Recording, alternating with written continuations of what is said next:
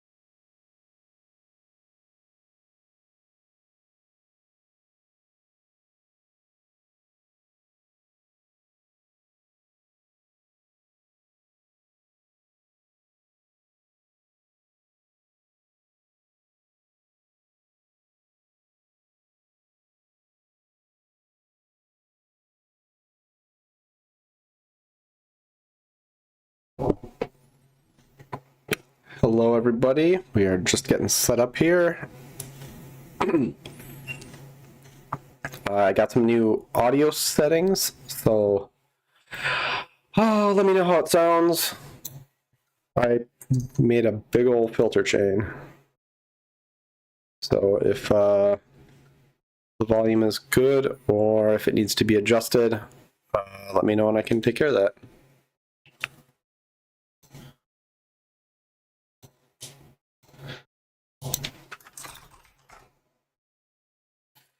All right, let's take a look at what we got going on for today.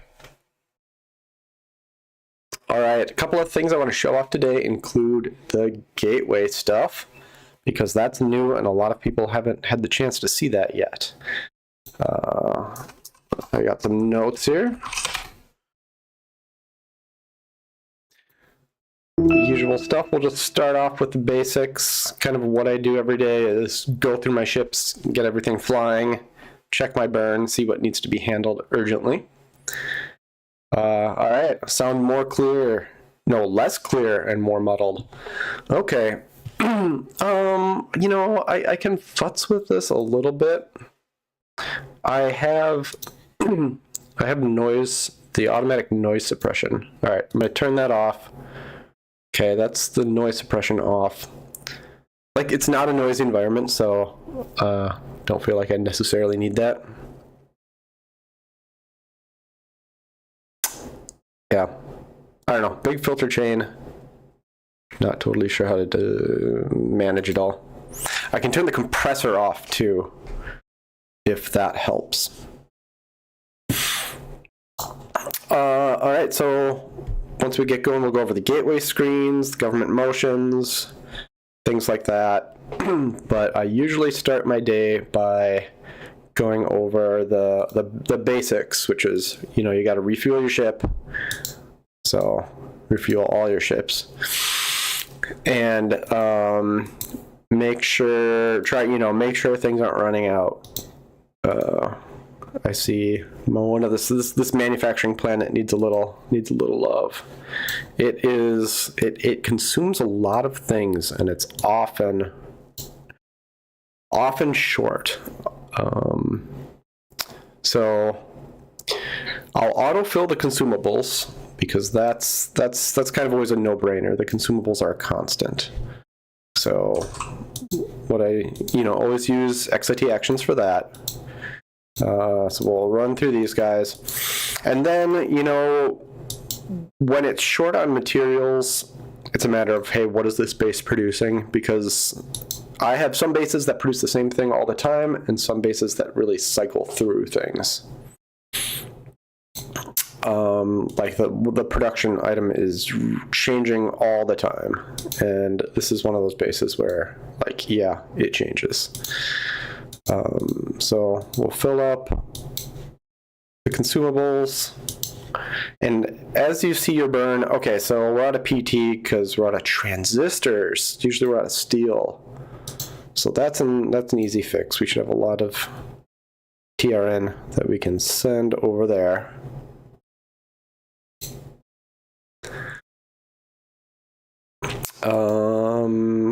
Good on carbon, good on hydrogen. Like, is there anything else we should be making in here? Nah, nothing really that I care about too much. We've got massive overfull of, like, EXO, overalls, PWO, that kind of stuff. Sensors, that's also transistors. All right, so we're also, okay, so for the air, that's where a lot of these random items are coming in. So I just kind of go through this list, and I'll pick up anything that's in yellow and grab some of that. So 100 SAR, BCO. Oh, we got BCO. I'll take half. We got the TRN. TRN, 100 a day. I put in 2,000. That should be good for a while. Hydrogen. Put in 1,000 of that. That kind of fills it up. Steel is for the PT. Weak AI. We'll put in like 10 or 20 of those. HCP, we're good. Blue gold, I don't think we have any laying around, so that's fine. We'll just leave that for now. All right, so that's a ship. Send that out. Usually just do the defaults on everything. Now, when you got this many bases, we are sitting at, boy, oh boy, we are sitting at a lot. HQ level, okay, 38 permits, so that's 36 bases. Yeah, you've really got to manage them through, got to have a way to manage them. And I have this burn page that I kind of go through. It looks abysmal. The reason for that is usually not consumables. It's usually the it's not workforce consumables, it's the production stuff. Because a lot of these are planets where you just can't get more than a couple days worth of stuff on them because it's metals, it's too heavy. So this planet, yep, we got copper ore. This is the planet that makes HCC, so we should refill that one. So that, it's got SMEs on it. We are gonna try to, mostly ore, goes through a lot of PE. Do 100K of that. See, these ships fill up fast. Top it off with a little carbon, and that'll have to do. Hello and welcome. Send that off. Okay, so the LASA. This is, all right, we've got water, we've got food processing here, hydroponics. This just needs to switch recipes. I don't often run the triple burn recipes. I often run the single burn recipes just because that's how they kind of balance out. With my like crop production setups. But this planet does have a STL ship. So, like, though, you can move stuff between them pretty quick. We're going to rebalance this. It's just we need a little more HCP. And sometimes I'll just say, like, hey, let's put some non-recurring HCP in here to put in 20 of these to kind of get things back towards the balance that we want. and then it'll go back to the normal rate. Because I end up getting, like you can see here in Antares, there is a lot of crops right now. I'm often buying bulk items like that, and that just means that you can't produce things at a constant rate, because you're going to get 4,000 mushrooms and you have to turn off mushroom production and make something else.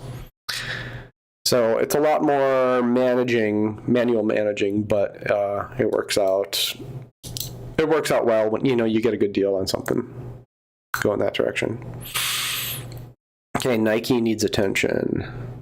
Yeah, and feel free to ask questions, guys. Anybody who's got a question, new player or experienced player, happy to answer them.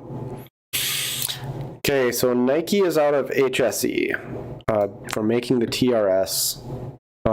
We were doing HSE here, we ran out of TCS. So even though TCS isn't in the burn, you just have to kind of know your planets.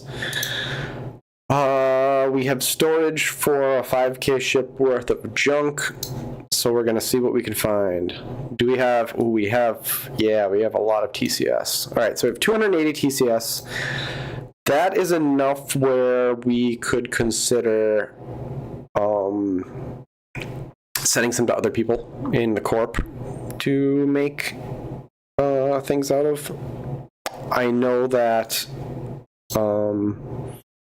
Melon was interested in using some of the construction capacity of other people, so we are just going to go solo and bring most of it to Nike for our own use right now, because we have more TCS coming in from our chemistry planet.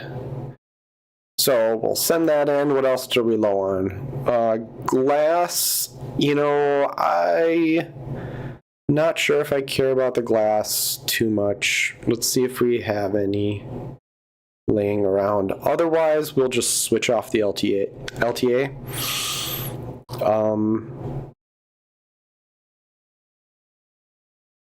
All right, we'll send in 400 of that. NFI, we'll do 25K, which it'll go through quickly. HSE. We have, all right, so we can make HSE while shipping HSE to keep it going on the TRS. We kind of have a pool of gateway materials. So we can pull things out of that pool as long as we replenish it later to make things that depend on it. Because HSE is required for the gateways in HSE form, but it's also required mostly for TRS. And TRS is mostly required for the GWS. So, all right, so MFK, yeah, it chews through that like you wouldn't believe. So, okay, we have 20K. Yeah, that's a lot of... And then, we're switching back to CQMs over there, so we will bring some of that. All right, aluminum, and then like whenever you go to Nike, just top the ship off with aluminum.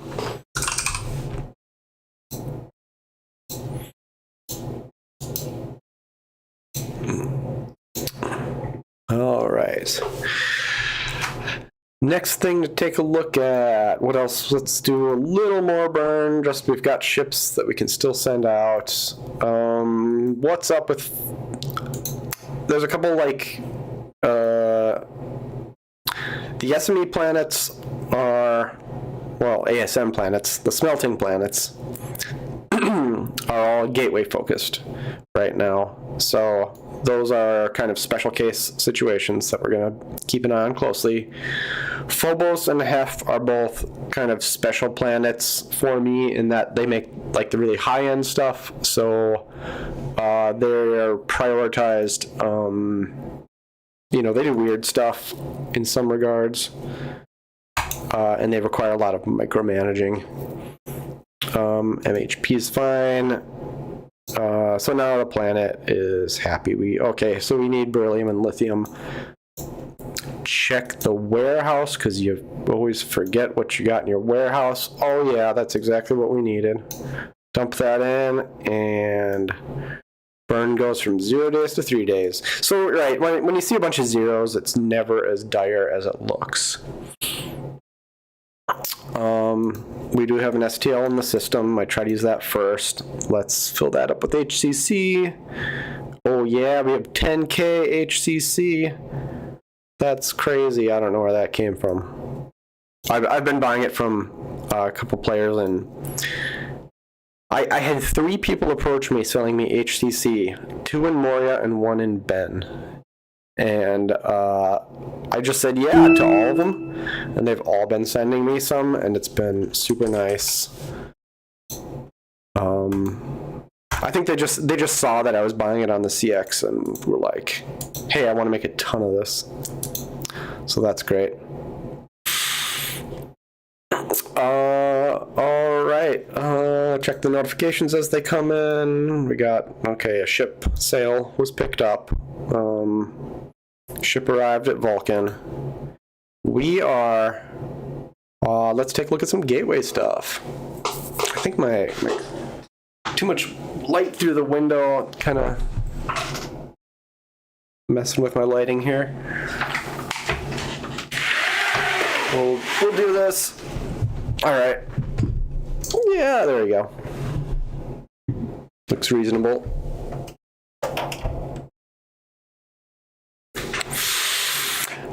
Okay, so on to gateway stuff. So far, it is slow going on the GWS. The issue with the GWS is still rhenium production.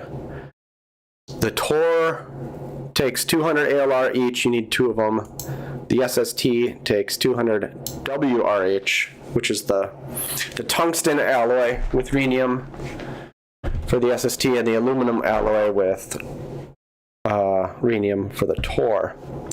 So those our rhenium production is actually pretty good, but there's a long delay getting all that stuff to Antares and into everybody's hands and then converted. So the throughput is really high, but the hi everybody. The throughput is solid, but the latency is still something that we're struggling with on that. Like, let's see how Lead is. If Lead is in a good mood today, we can take a look here. Yeah, let me give you the tour, especially for people who aren't in the Corp and are not seeing the production happen of the new materials. So we have been going hard on population count here. 30 minutes ago, we had a new population report on Minos Potter.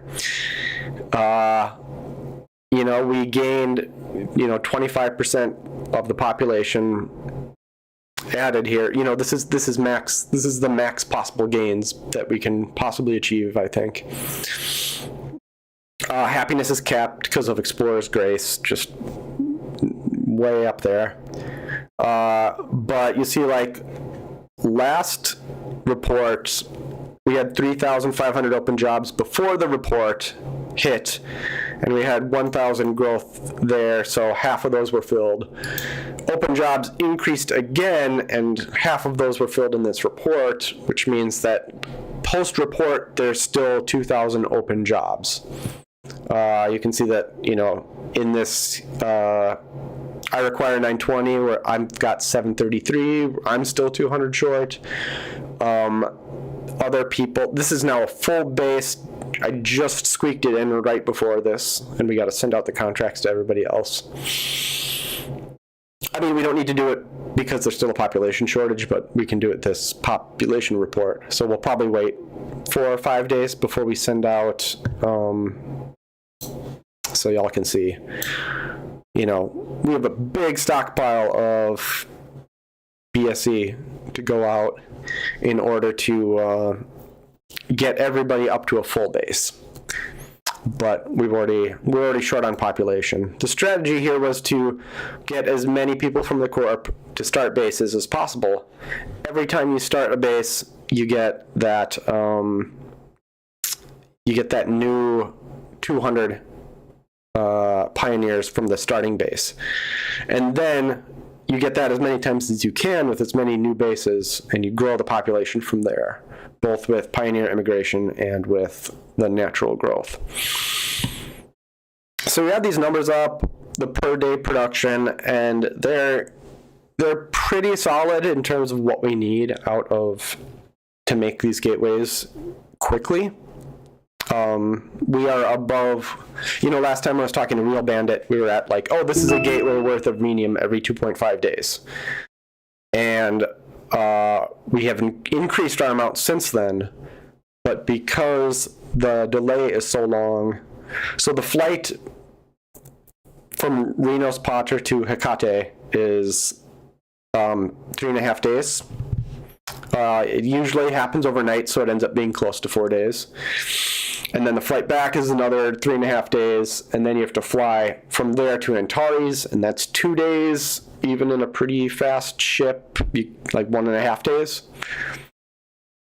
And then you're distributing it to your ASM people, and sometimes that happens instantly, sometimes it takes a day for people to pick up contracts.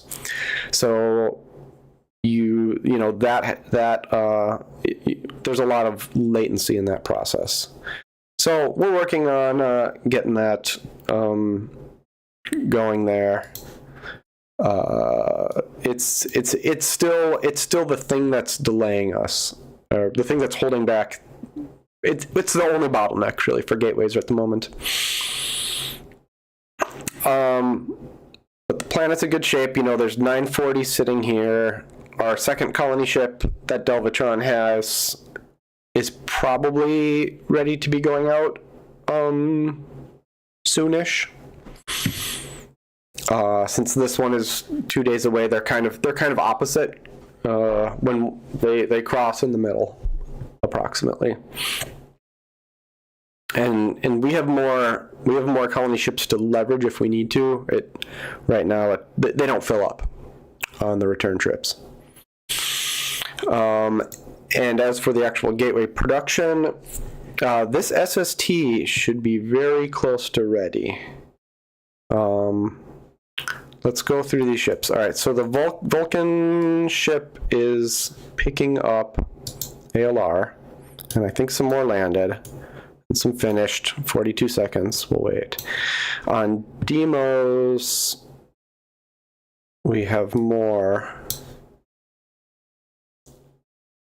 I don't have a ship there at the moment. So that is WHR. Oh, okay, here. We have a ship going. Okay, so when this ship lands, that SST will start production. So we'll have 2 ready, so we can do 2 GWS as soon as the Tor are done.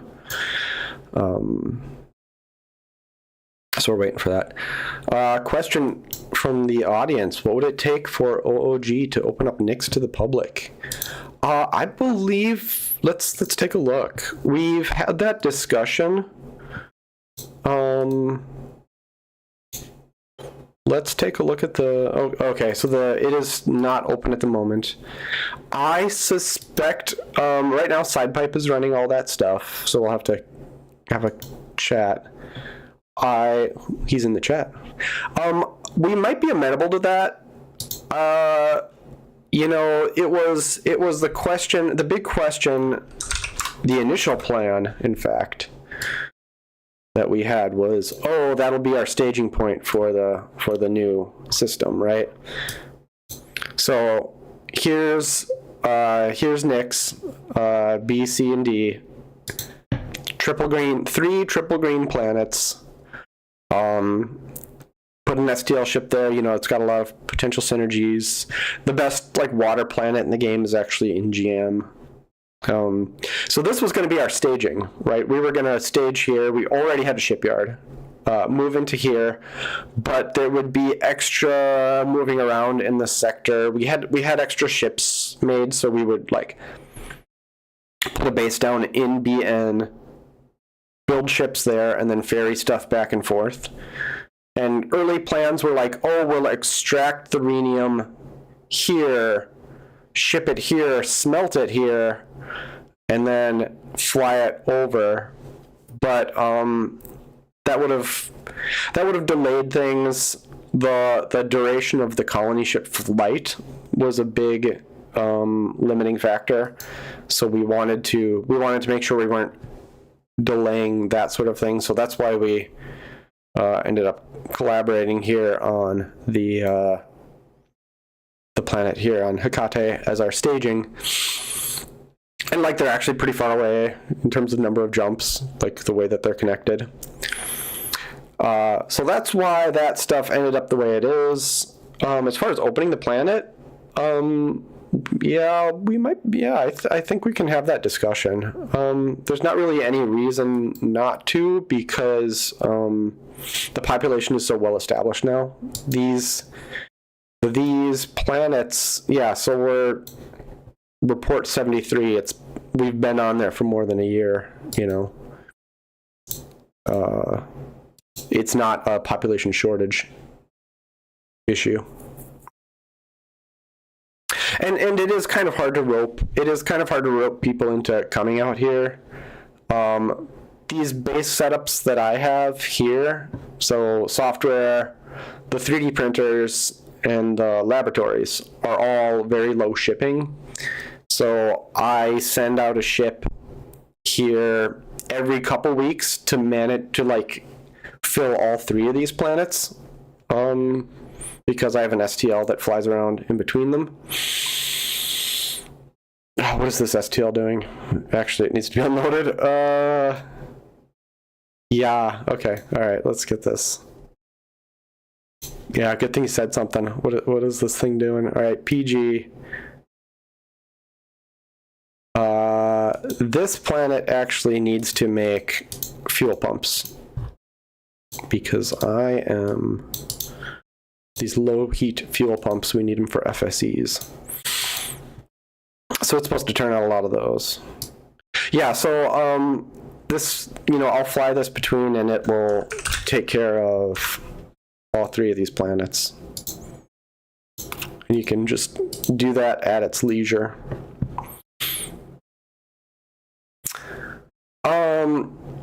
Ideal part of the chain to ship. Yeah, so for rhenium, I really like that they did this.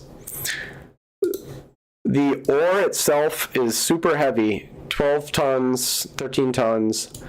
The metal itself, you know, 8 ore turns down to 5 metal. The ore goes from 12 tons each to 3 tons each. You pretty much have to, you really should consider doing it on site. The size difference was the reason that one of the reasons we ended up having everyone do extractors and smelters in the same base. It prevents like having to, you know, you'd get more experts if you specialized. But the cost of handing it off and the storage and just like managing, hey, who's got extra ore, who's got extra smelting capacity, outweighs building a balanced base for everyone. So that's nice because this whole void zone is, you know, there's the incentive to build interesting things down there is low. It's a challenge to get down there. You know, what else are you going to do on the system? Given that it's so much work to get down there. That's why there's not a ton of other bases happening. You know, we've got our helium. We ship back helium to balance out the heavy ore, just so the ship doesn't fly back, and this is a decent place for that to happen. But because it's so isolated, at least you can get smelting and extraction, so it's not just a resource tap. And there's a little bit of an effort to get, you know, carbon production in place there to reduce the amount of stuff that you have to bring in, because we're still at the point where every colony ship we fly in is totally full. I think that'll start relaxing now that these bases are a little more full and don't need constant construction. And, like, is the mass created or lost? I read these as, like, they're just throwing away the overburden. That's how real ore works. I mean, you mine thousands and thousands of tons of rock to get a ton of gold. I'm sure it's even more than that. So Prosperous Universe doesn't really show the logistics of that in most of its metals. Gold is actually, like, weird because it gets heavier. Gold is heavier than the ore it comes out of. I assume that was just kind of a typo or something. Yeah, slag that you're throwing away, overburden, whatever. Or not overburden you wouldn't even bring in. Whatever. So, yeah, I want to bring more people in Corp to Nix, and out of Corp would be great too. All right, so gateway stuff. Let's make sure all those ships were flying that were intended to be flying. So Black Mesa, this ship is waiting on a tour, but I think it doesn't need to sit there and wait because it's like a day and a half out. Yeah, at 160%, it's still over a 2-day job. So the Black Mesa ship can fly back to Ant.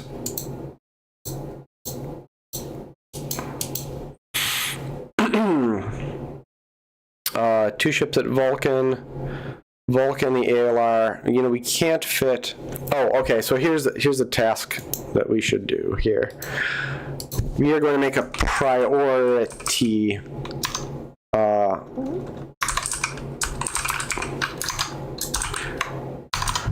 Priority sorting mode in order for us to not miss out on the gateway stuff. We are going to do that, and we're going to do this in both of our smelting planets. Like my big fear is, like, oh man, we're gonna forget or lose some of these materials,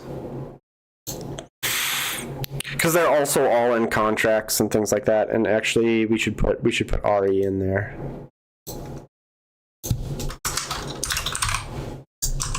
So we can do that. Do we have to switch that back and forth? Yeah, we do. All right.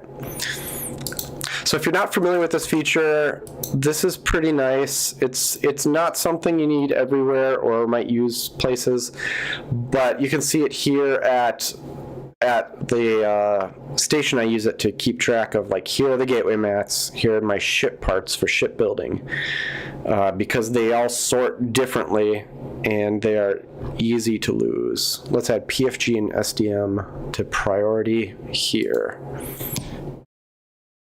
So we do not lose that. PFG, SDM, SST will probably never, like, land there, but okay. Because once you get this many items in your list, it's easy to miss things. So, all right, let's take a look here. We have ALR on Vulcan. We are not quite at 200, which is what we need to make the tour, and there's not any sitting anywhere else, so we got 30 minutes on that. All right, so that just needs to wait for stuff to tick again. We have a ship upgrade to do. Oh well, let's go ahead and look at the gateway stuff. So the things that people can't normally see if you're not a gateway member, if you're not a gateway constructor. So when I type assets, I get a list of the gateways that I'm working on in this buffer. Everyone can see the gateway information, GTW, It doesn't really show much. It doesn't show construction progress, which would be nice to see there.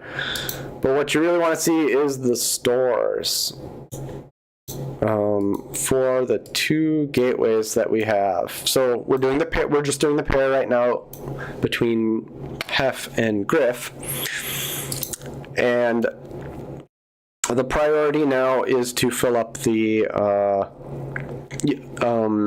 to get those GWS going. So everything else is filled. The SST, like the GWS, need to be produced first, and they take an SST. So the GWS have priority over that, just to get those in the cooker, as you say. Interesting thing is that, like, I overfilled SPT here accidentally, and it took it. So you can overfill. You just have to empty that back out. But since all these other items are really big, I think we can bring the last 30 TRS in here. I mean, that pretty much fills the ship. So when you're flying to a gateway, you GTW, you get to see all the gateways. There are a lot more of them now. People have started projects. I kind of wonder, like, at what point will this get kind of spammy? We'll see. But we are going to this one,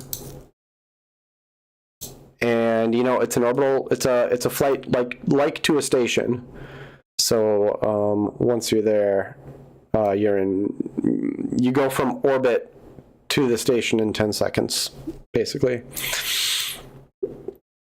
All stations are, if you have multiple stations, they're all 10 seconds apart from each other. They're all 10,000 kilometers away from each other, no matter how many of them there are. Which, I don't know, that'll be really interesting. I don't know if that'll be true once they start adding more infrastructure that you can build in space. But so we'll head there, and then we'll pick up the extra SPT, so things don't get clogged up once we start bringing GWS in. Now, one thing I haven't done yet and was kind of saving for the stream is we can get some... It seemed like we weren't able to name gateways while they were being constructed, but you can. So let's name this gateway. The discussion... The consensus... People have different ideas about names. I think the consensus that I liked was that we would just name it as To Griffinstone. Make sure I spelled Griffinstone correctly. Can I not run that here? Did I? Did I spell it wrong?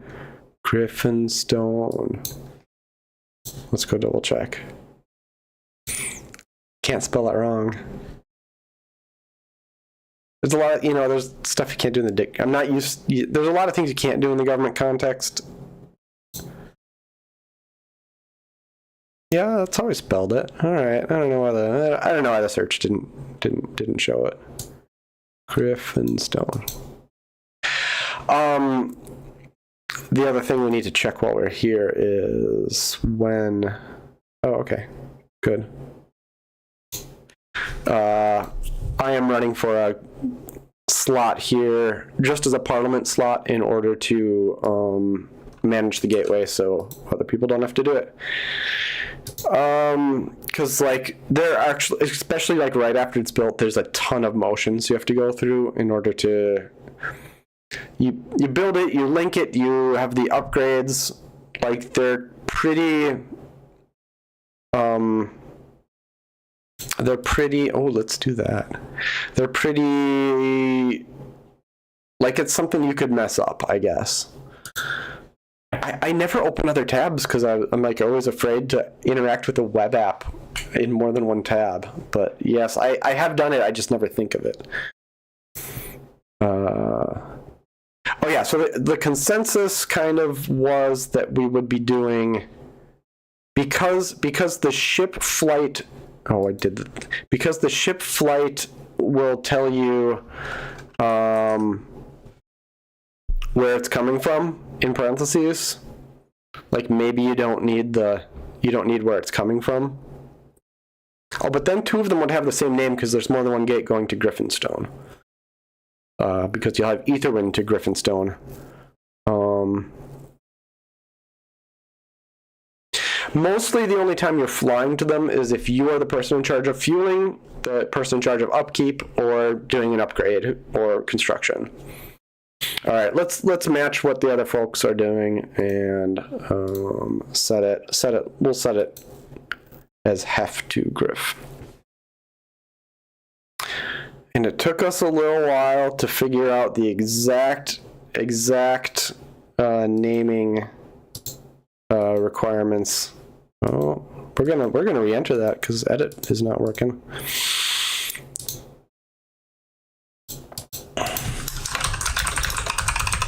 We'll just do that. So, all right, not a valid name. Need to capitalize everything after a space. You can have spaces. You just need title caps. That's the rule.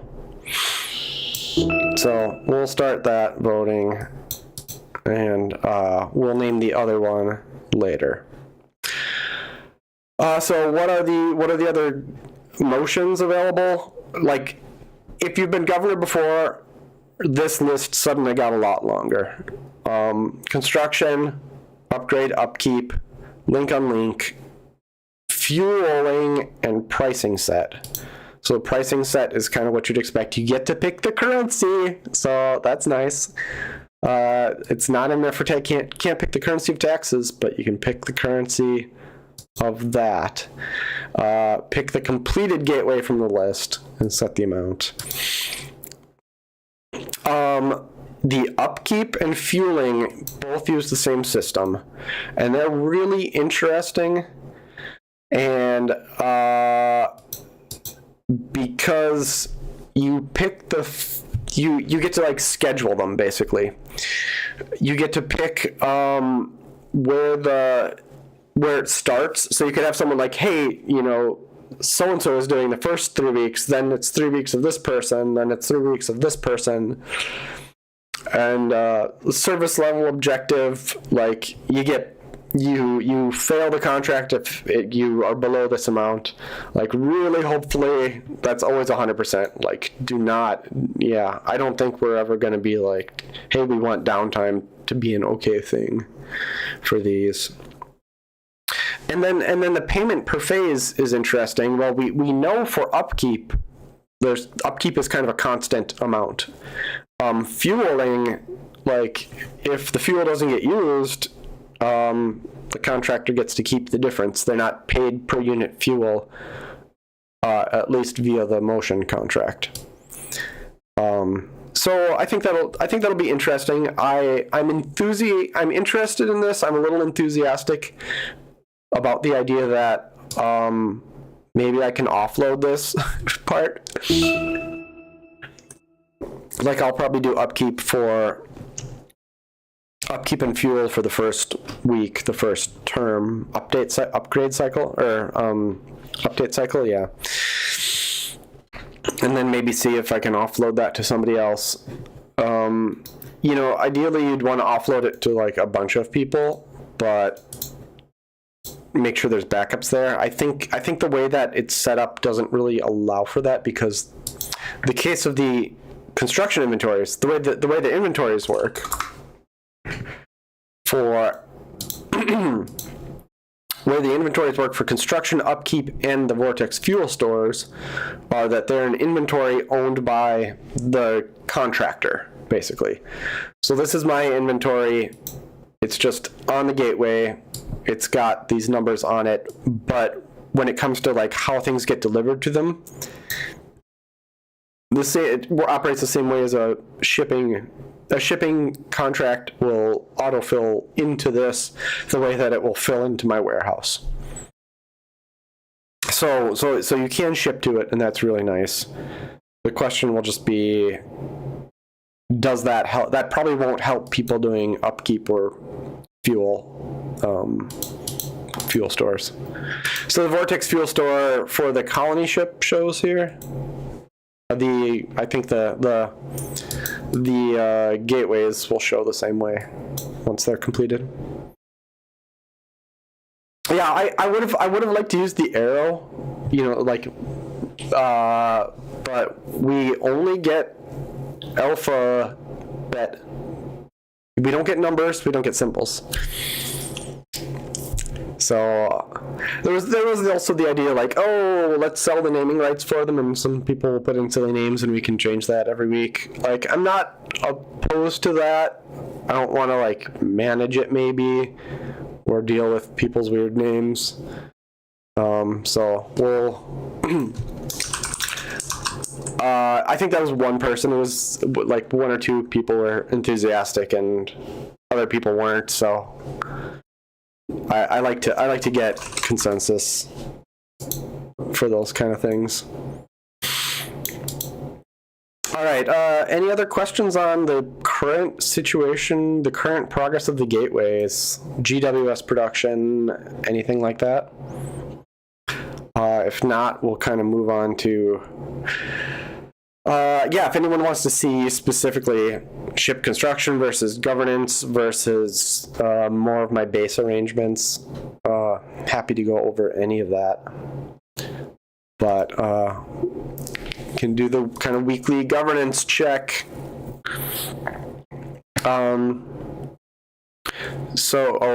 First we should check the COGCs, because that's these are the planets that I'm mostly responsible for, or am otherwise watching. Like, it's not a super organized list, and I wish there was a kind of a better way to manage these. But having a screen for it, like, ideally everybody should have a screen for their favorite planets. If everybody watches 5 or 10 planets, I think we would really solve most of the problems when things get missed. Oh, look at this. Look at this planet. It is 6 MCG short. And those like lines can be invisible. Like, it's so easy to drag the cursor over and miss like 1 unit of MCG. So yeah, we definitely want to fill that. Agamemnon. Oh, look at this. All right. So here's I have 180. So I'm going to leave that empty, because that way someone will notice that it's missing in the next 3 days. I don't think I'm governor there. Yeah, okay. So that's Hearn's planet. I'll try to, maybe I'll send something up to Agamemnon, because I try to hold enough stuff to fill it, if just in case. Every planet, like, in case someone's on vacation or just not around for it. So let's send a ship. Agamemnon is chemistry. Here it is. Let's take a look at its burn. Oh yeah, okay. So we're on 28 days. Like, this is a nice. I really like this planet design here. It's got CHPs, so it makes its own chlorine. It mines its own HAL. The only thing you need to bring is like water and a little bit of hydrogen and oxygen. Otherwise, it's positive on everything else. So it's really easy to fill this planet to like 40 days. Don't have to visit it. Every 40 days, you just check in and like, oh, it made a decent amount of epoxy. Like I end up with a lot of planets that are very high maintenance, and I don't want to do that much of that. So we'll just top her off with everything, and get that going. I can't live without actions. Try to find the ship we just filled up. I think it's this one. Okay. So we needed, let's send PE and MCG, which we'll need to buy some.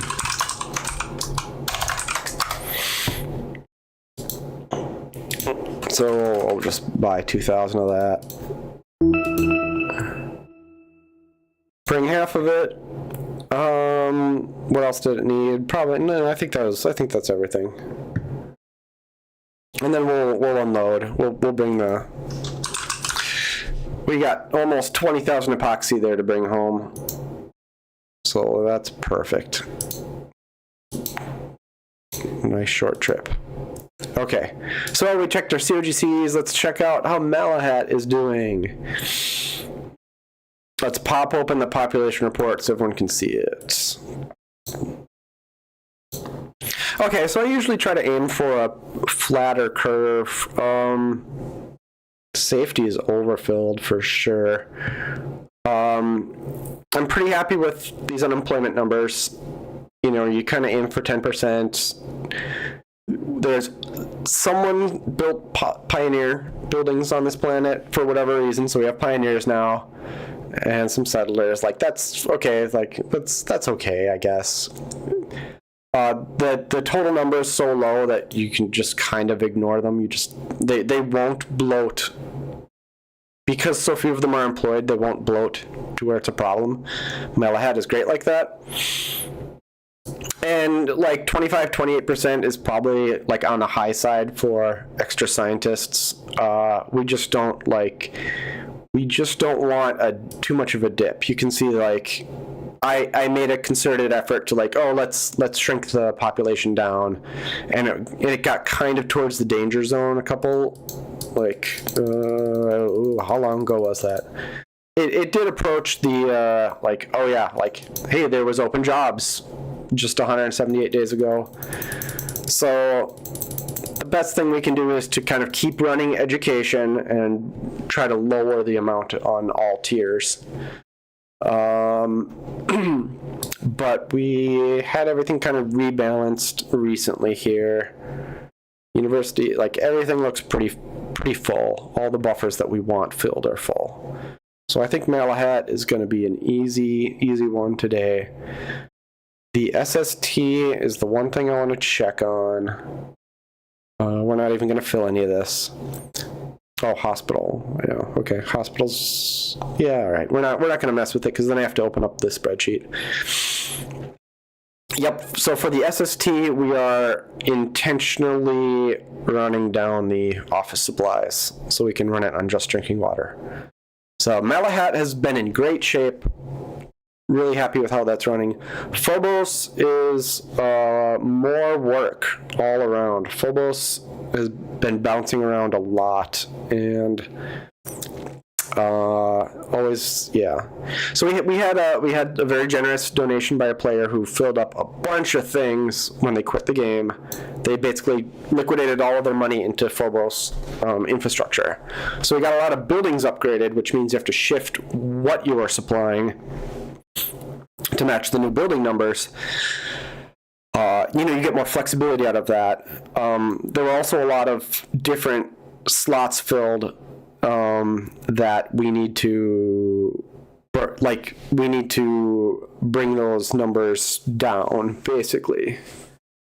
We need to burn down those materials that we don't normally want to supply because things were supplied that we would not normally supply. So education isn't capped, it's just weirdly low. So this is great because nothing got capped and we're like at flat 80%. That's kind of what we want to see with needs. Except education is usually easy to fill, and for some reason it just is low. Is the university on?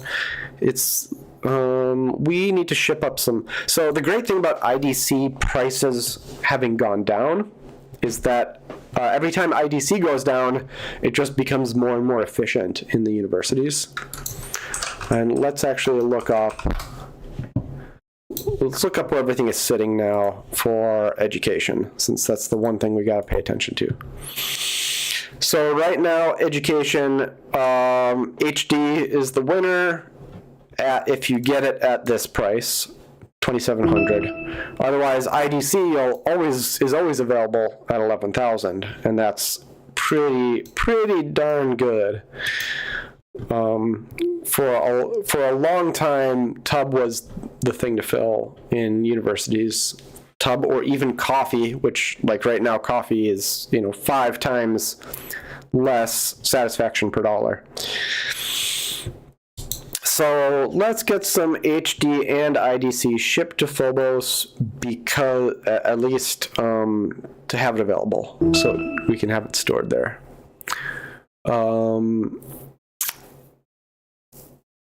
Let's see.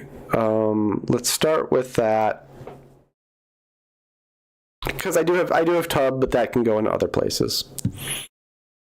Let's find a small, nice little ship, a little 2K ship. We should have HD. All right, so we got a lot of HD. The thing about IDC is that, like, when I ship a bunch to a planet, I just sell it all. Or when I ship a bunch to the station. So we are going to have to buy some. Oh, man, it's not really for sale. All right. Let's just buy 20 at 11,200, and we'll deal with this later, I guess. I mean, that's the thing, when you deal with it later, you forget about it.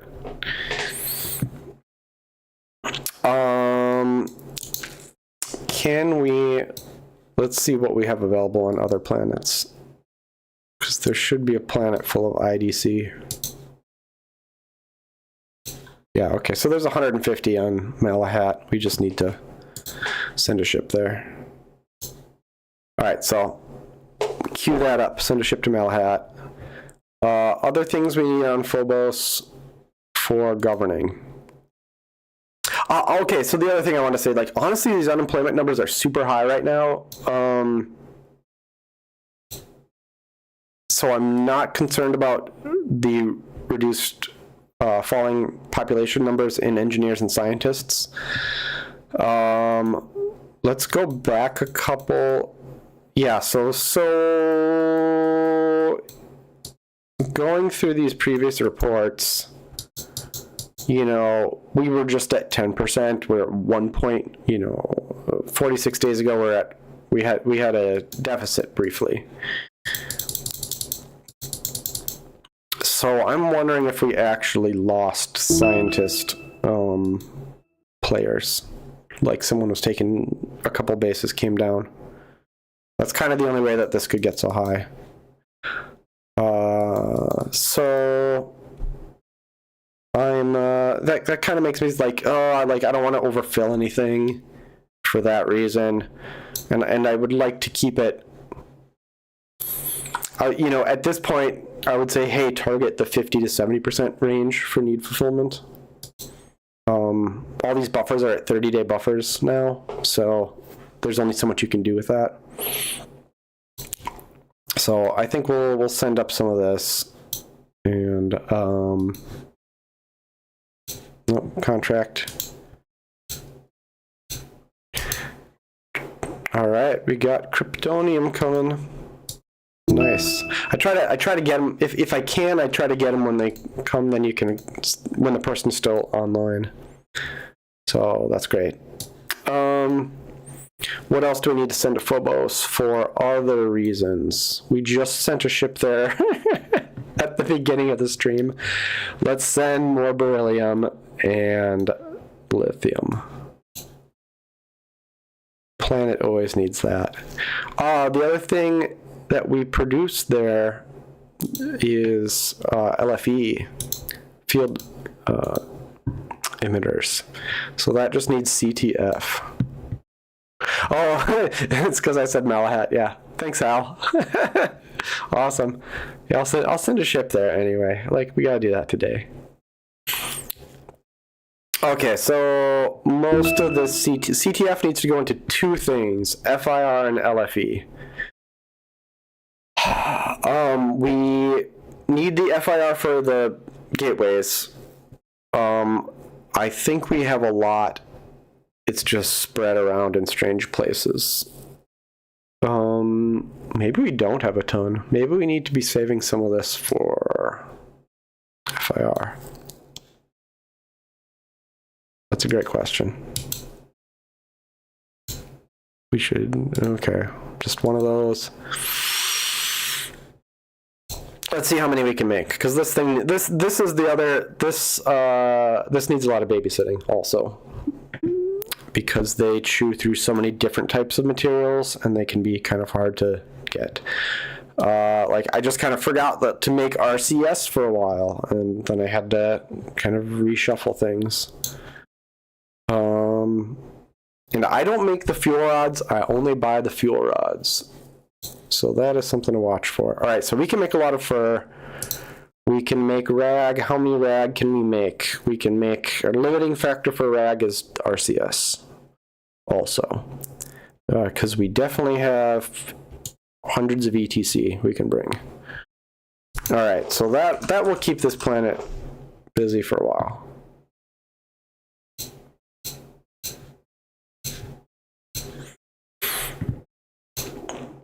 All right, we gotta send a ship to Malahat. So we will autofill that. Running out of ships. Oh, we are running out of ships.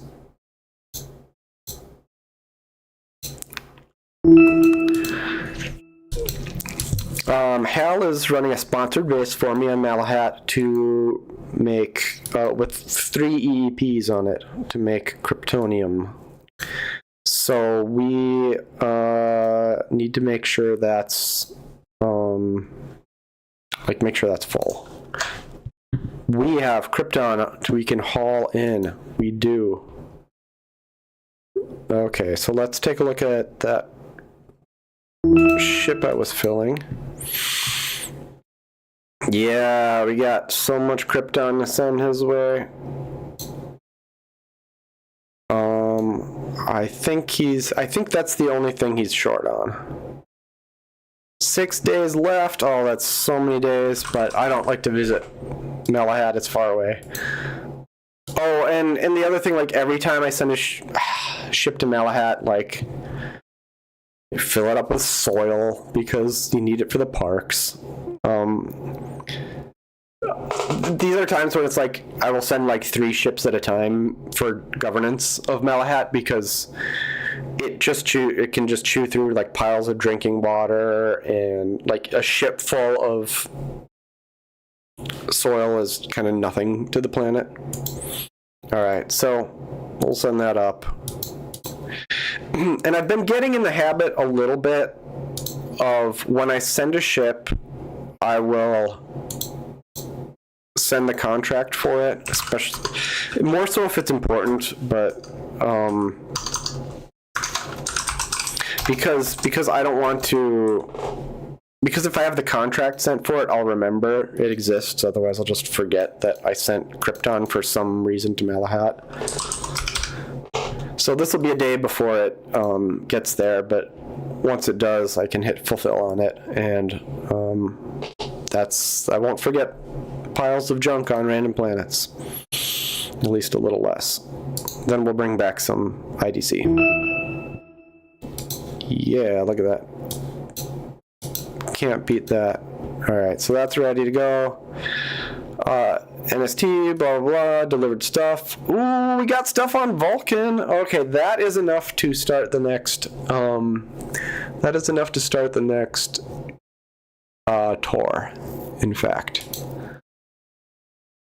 Alright, so we got 2 ships sitting at Vulcan. This one, yeah, look at that, 260. So that is going to go directly to... Alright, so here's the thing. Guess how long it takes it to fly to Black Mesa? Should I wait for people to guess in the chat how long this will take? Y'all can type your answers. Alright. I'm gonna click it. 3 days, 200%. Alright, yeah, a 3-day flight in system. And the thing is, like, if we juice it, that's like an 8-hour flight. Like, 2,000 fuel for an 8-hour flight. Alright, so the alternative is Lampolenka. Yeah. 30 minutes would be a totally reasonable answer. It's in the same system. It's planet J or whatever, so it's basically sitting out by Pluto. Okay, so Lampolenka is a couple jumps. And then we still get 8 hours. I mean, we can use a lot less fuel. Or here's the thing. We fly it to Ant in 3 hours, and then we fly it back in another 3 hours. This is the, and we can, so we could cut that, we can cut that down to 48 minutes if we set a we need the jump. We need the 2-hour jump. So we can use the jump trick. All right, let's open up the map. This will be an educational adventure for everyone. Oh, I almost never open the map. So because it's such a long flight, it's easier to jump out of system and back in. So the question is, we're on, oh, I can't, there's too many fleets, I can't even click on this. This might not be helpful. Rotate. Okay, Antares 3. Oh, let's turn off some icons. Here we go. Antares 1, Antares 2. All right, so the closest, we can fly it to Antares 3. Let's try that flight path. All right, Nike. Fly it to Nike. We let it do the jump, which is an 1.5-hour jump, and then we hit stop. We don't do the approach, we don't do the landing, then we fly it back. That should give us a flight time of about an 1.5 plus an 1.5 plus an hour. That gets us to like 4 hours flight time, plus whatever the approach is for that other planet, which is probably another hour. You know, like, is that worth it? Probably not, because I'll forget. It's better to just fly it to the station and then fly it back. Yeah.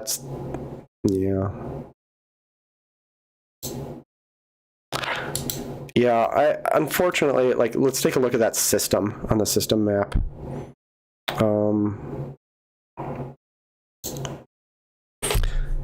Yeah, all right, system map. Is that this one? All right, here's all your normal planets. You know, Vulcan, Deimos, right next to each other. Agamemnon. Zoom out, zoom out, zoom out, zoom out. Still zooming out. I don't even know what planet that is. Still zooming out. All right, there's Black Mesa. So that is why these flights are so long. In fact, we can even, let's see if we can draw the line. And I brought a fast ship to make the trip to Black Mesa, but it's too small. Yeah, all right, so there's the curve. Even if you turn it up, the curve doesn't really change because the planet doesn't orbit fast enough. So you can see it doing the math for you, but so that's why that is a day at reasonable fuel. At max fuel for this crazy ship, it's 5 days. And you compare that from like Vulcan to Deimos, you're like, yeah, that's a 37-minute flight at max speed, and at min speed it's a 3-hour flight, and it only orbits that far. Like, you can see the curve. Yeah, where the planet will be in 3 hours. It's fun they did all the math, but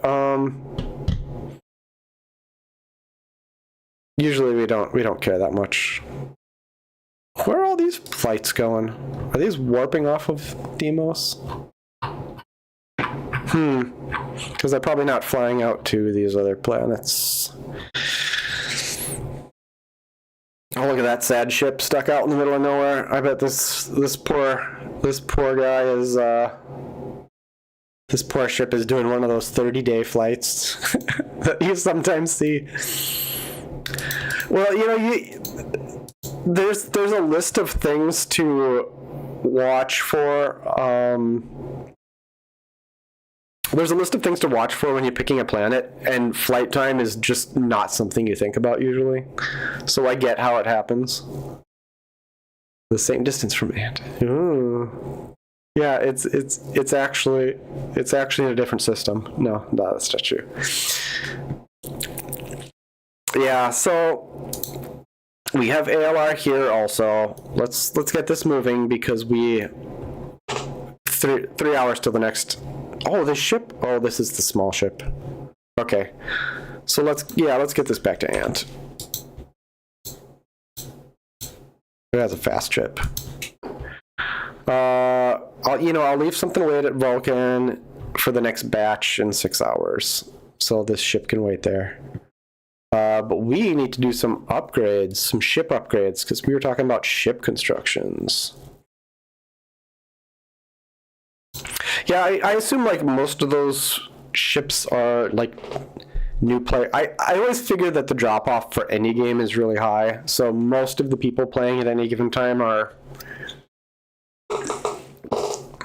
3 days old, single base players, so they're on a starter planet. I don't know how true that is exactly. That's kind of a guess. So all of those ships are new players. All right, so we got 2 WCBs going. They are built in 16 minutes. Hey, we'll get to see them done.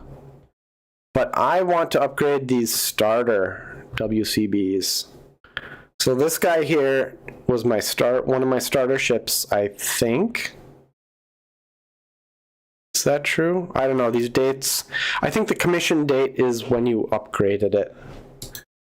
Because I started 1,300 days ago, and this is about 1,200 days. So I'll kind of buy that. All right. So let's repair this, and let's do an upgrade. If you haven't done an upgrade job to a ship, let's go through it together. You find out what type of ship this is. If your blueprint names got wiped like mine did, you better just name it. Otherwise, you'll never find it. I named most of these after the wipe, but there's still a bunch of them that don't have a name.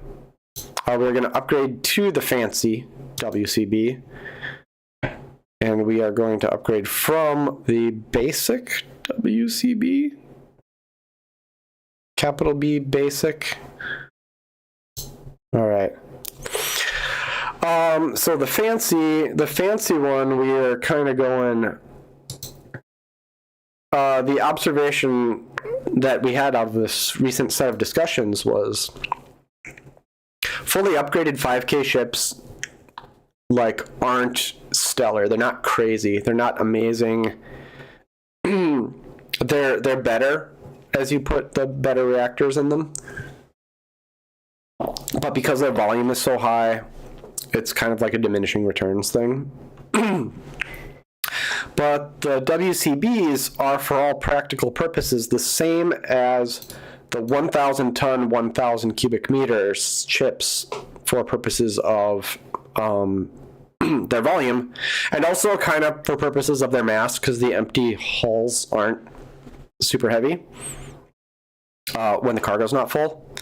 So the consequence is that if you put a hyperpower reactor in a WCB, it often flies twice as fast as your 2K ship. And now that I'm moving a lot of metals and gateway components around, I would rather have these WCBs for a lot of that work. And I'm also trying to cut down on the number of different ships I have, because a lot of these ships in this list are different blueprints. So I'm kind of trying to upgrade them into the same blueprint, even though it's super cost ineffective because you're just throwing away bridges and crew quarters when you do those kind of upgrades. But it's the cost of cleanup here. All right, so we have a ship parked. Upgrade, and it shouldn't let me pick the kind. That's not the right type of ship, so that it should stop you. All right, and let's fill it up. So we are putting a HYR in here. So you lose the fuel tank as part of the upgrade. We're switching to the aluminum hull plates, LHP, instead of the basic ones. And we are short on CQMs. We got a lot of the BR2s. All right, so that upgrade will be done. We have a CQM building. We need to rope people into making some CQMs. How many CQMs can we make? That's my question. PSL, PSM. Go down here. We have 1,000 PSL, 800 PSMs. So that's 40. Titanium. We have as much titanium as there is on the market. 5 TCUs just sitting around. Well, we can make the TCUs also. That's just PSL. Decorations, DEC. That's not a gateway mat. That's here. We got 500 of those. All right, let's make a bunch of these. Let's make 10 CQMs. All right, Hal, can you make me 10 CQMs? This was the plan all along. Okay.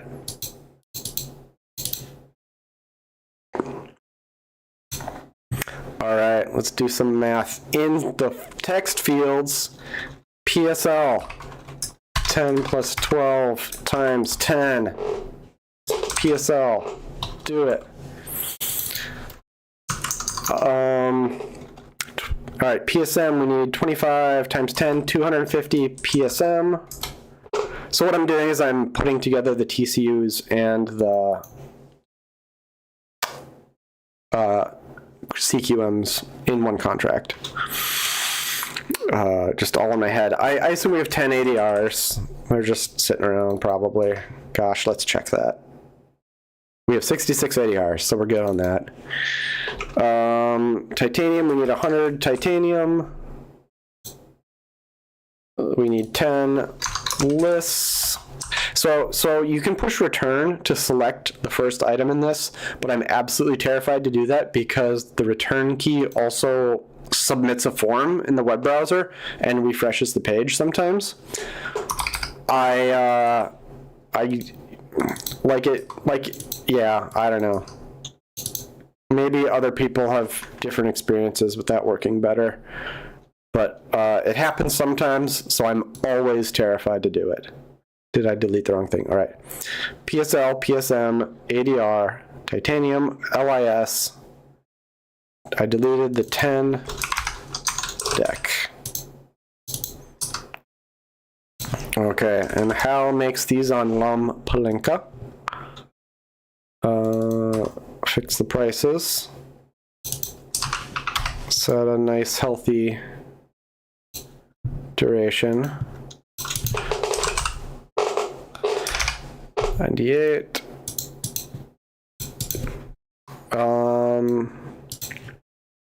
And then we also have to do the buy because if I don't, I'll forget it. CQM, Mom, Palinka. And I don't know. 10 CQMs is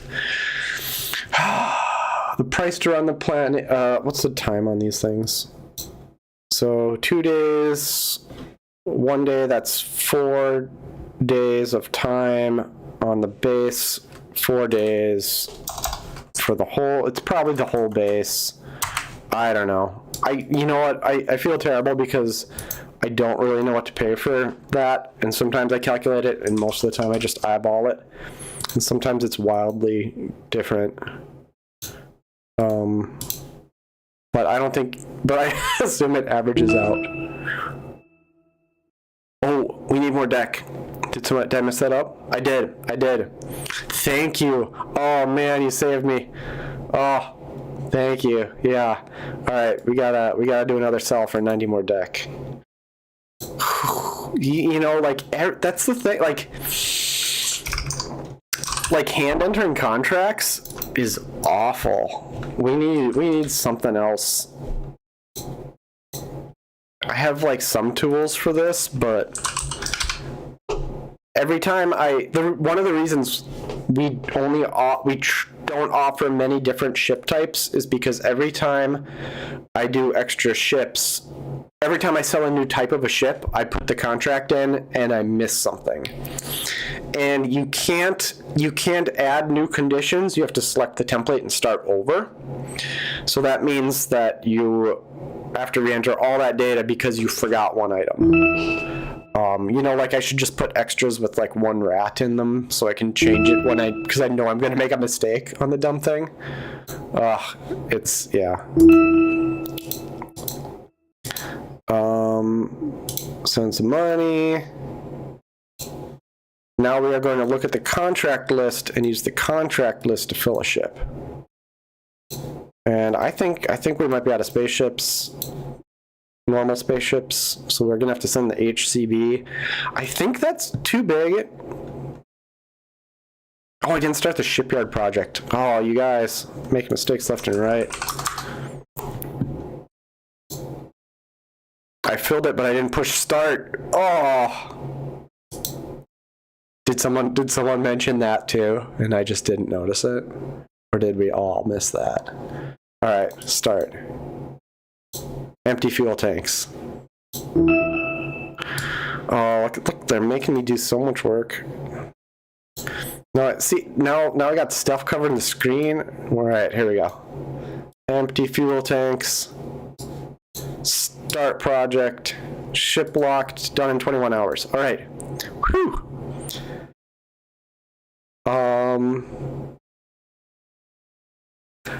Oh, I'll ship it, Hal. I appreciate that, but I have junk to pick up on Mom Palenka anyway, so it kind of works out okay.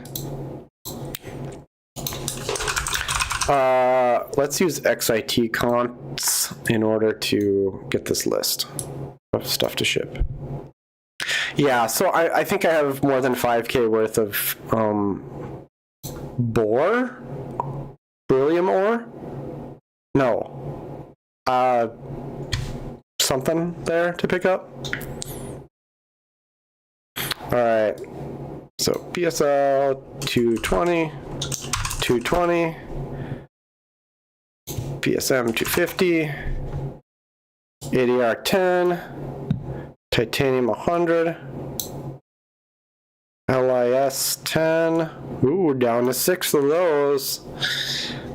Deck 100, not 10. Oh man, look at that. That thing's like empty. All right, let's see what else we need on that planet. It's boron for borosilicate.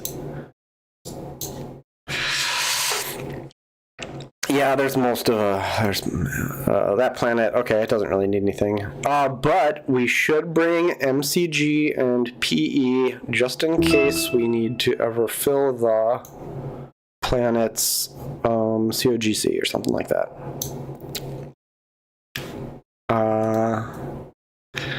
And yeah, like, you know, sometimes I'll take a peek at like if it's a planet that nobody really watches, maybe I can fill upkeep. It looks like it's got upkeep. Yeah. Yeah, this was the planet that it didn't have a warehouse. It was like, oh, are we gonna build it? Then Tanda quick builds like a 2K warehouse. Super great. Appreciate that so much. Because this is where our this is where those UPFs are. Wait, did I fly? Okay, hold on. Where did I fly? Am I confusing planets? Yeah, so... Nope, I think we're good.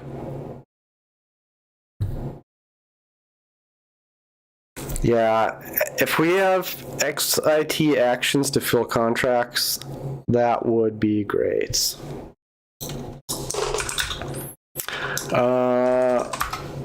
Let's take a look. All right. Governance check. We're kind of good. All right. Stock of our ships was the other thing to look at. So I just sold about 7 of our 2K ships. And I think we're pretty much out of 2K ships. Components for the 2K ships. So I track those. Basically, I track my stock here. I do pull the stock from FIO, There's a couple caveats with that, unfortunately. One is that it is kind of crashing if you have a colony ship, because colony ship inventories work differently. It tries to report them, and it gets stuck so you don't get your inventory. And the other thing is, like, there's just a delay on them sometimes. The thing that it does is that it looks for my stock at Antari's warehouse and on Hef and adds them together, because I can't keep everything. There's just not enough storage space to keep it all on the planet, so I have to kind of split it up. Let's slide this guy over here. So we're going to manually enter it, which is just something that you have to do sometimes. Going to go into this column and kind of do a count. The nice thing is that we have all of it pre-sorted, not pre-sorted, but filtered out in our inventories, so we don't have to scroll through them as much to get them all in one spot. So MFLs 0 and 3, that's correct. LFLs 15, we have 3 here and 5 here, so we have 8. MSLs 3 and 6. LSL 12 and 15, we have 27-ish. LFEs, we have over 20. Oh yeah, okay, we almost ran out of those now. So those are good. I know we have enough hull plates. LCBs, we have 6. WCBs, we have 3. HCBs, we have 5 here and 0 there. Engines, FSC, we have 4. Oh boy, we're low on those. QCR, we have 17. CQNs, we have 10 coming, but we have 0 in stock. CQLs, we have 2, 4. BR1s, we have the bridges, we have, ooh, do we have just 1 bridge? That's true, okay. BR2s, we have 13, that's plenty. FFC, we have 9 plus 13 is 22. I used to have 100 of those also. Same with the STS. Fuel, we can always have more fuel. The STS, we have like 20, 35. RDLs, I've been making RDLs, we have 10. Hey, that's great. And the other stuff we kind of don't care about, but let's do shields. These numbers should still be about accurate. APT, yeah, that looks about right. AWH looks about right. AHP, that's the whole plates. 21 and 4, yep, okay. So these numbers are all still correct. So we do want to sell some shielded ships, and I think the answer for selling the shielded ships might be to get the shielded 2K on the website rather than just having it inside the spreadsheet. So the 2K with shields. All right, so now that we got the data entered, let's take a look at what we can do with the sheet. So you select your ship type, and it tells you, okay, we have 4 in stock based on what is available. So that's pretty good. 4 of the shielded ships. The unshielded ships, oh, we got a doorbell during my stream. Man. I don't know. I guess I'll go see what it is. I think we got a delivery coming. All right, look, I got a picture for you guys. All right, I'll be back in about 1 minute. Grab a drink of water.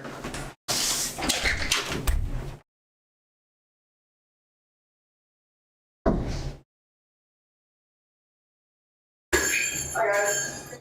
Movies right now.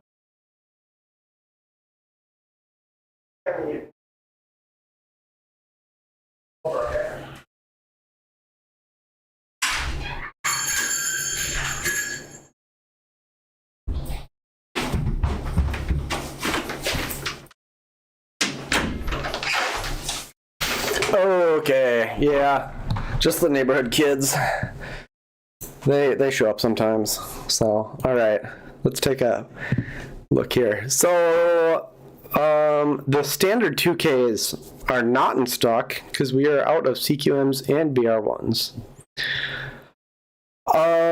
They sell pretty cheap and they are pretty popular.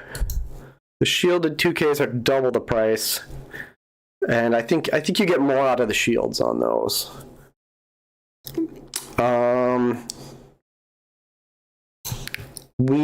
Colony ships.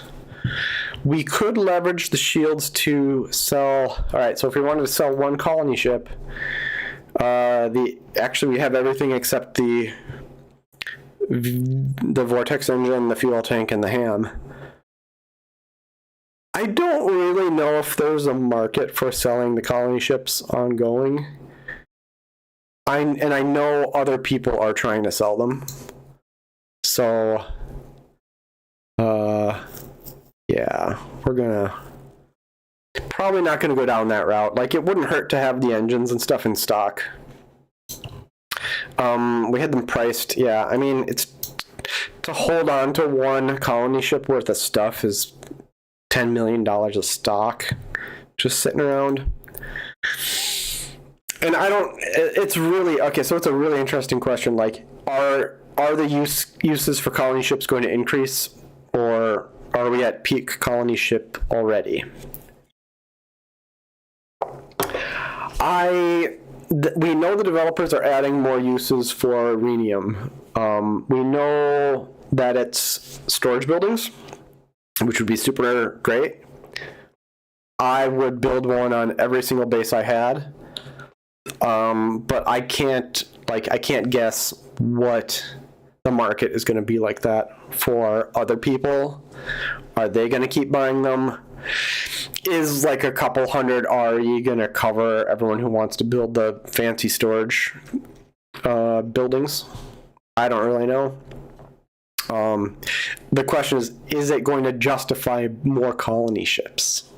And that is a tough one.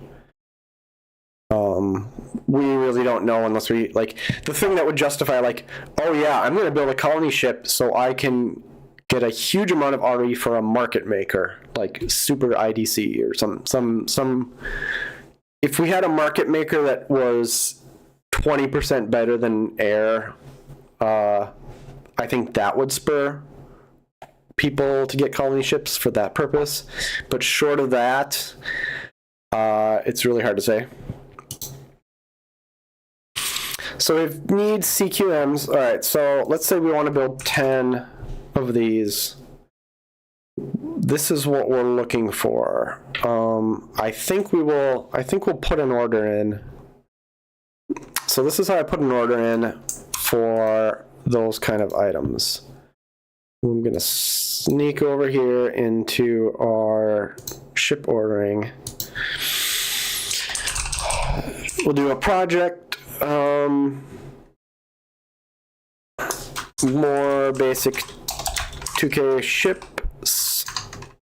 I'm going to put this in. I'm going to take out the fuel because it's just like we used to move fuel. I can just get fuel. Like, I don't need to bug anybody for that. I'm going to take out the CQMs. You know, I'm building FSC, but I think I can't build them fast enough. And in order to support gateway stuff, I took down my SFKs. So I need to get the fuel tanks elsewhere. And there's a lot of people in the corp with SFKs that are kind of idle. All right, so put in a big order for that stuff. The other... All right, let's see where we're at for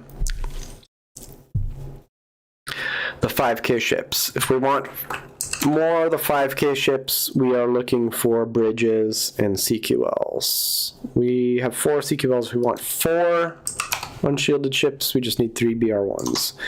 And we were looking for BR1s, so that'll overlap that. I don't think we're going to do more of that. So I think that puts us in pretty good position for the next batch of ships that we need. I know other people in the corp make the shields And if they're sitting on a lot of inventory, I do want to buy them from people in order to keep that inventory moving for them, because I don't want someone to say like, oh, I want to help out the corp and make shields, and then they suffer because they made something that they can't move. But hopefully we sell some ships first, and maybe that's something that we. Yeah, so let's do that. Let's take a look from the ship construction side of things. The shielded. All right, so let's look at the ships that I fly. These fully advanced 2Ks look like this. 2K shielded. Is this identical? Are these two locked blueprints identical? They're not quite, because the large STL tank. The large STL tank's like a mistake on a 2K, in my opinion, because it knocks the volume up by like 10%, and the mass up by like 7.5% or something like that, and lowers the acceleration by 10% by putting on the large fuel tank, and then you just spend more fuel. All right, so the question is, should we be selling the premium? Like, so the thing about the hyperpower reactor versus, and all these ships are locked because I built one of them at some point, yeah, which is like, that's on me for sure. But I had a valid reason every time I built one of these locked blueprints over the past 3 or 4 years or whatever. Okay. Let's do a comparison. The exact same ship as this one, except we are going to, instead of doing the hyperpower reactor, we're going to do the QCR. And the large, I mean, should we be selling fancy WCB ships? I'm kind of enamored with the idea, but one of the things when you're selling a ship, you don't sell the best ship, you sell the ship that people want. Sometimes you kind of have to work with the fact that people are gonna have preconceived notions, and like, how hard do you want to work to change their mind? All right, so the hyperpower reactor gets you a faster warp speed, but the other thing it does is, for the same amount of wear, you actually take less wear per unit time of flight. So, all right, we'll do ant to what's a common? Yeah, I don't know. Want something with a couple jumps in it, but not like crazy far away, like Nyx. We don't want to fly to Nyx or something like that. I mean, we could do Etherwind. Like, that's a longer flight that goes through Griff. People are often flying that. Okay, so here's the deal. Here's our QCR on the left. We're going to slow down the reactor from, okay, so we're at 0.7 here. We're going to slow it down to a lower percentage until the until the duration is the same, actually. So this is 1 minute short of 24 hours, call it 24 hours. Slow down the QCR or the HYR until it gets to 24 hours.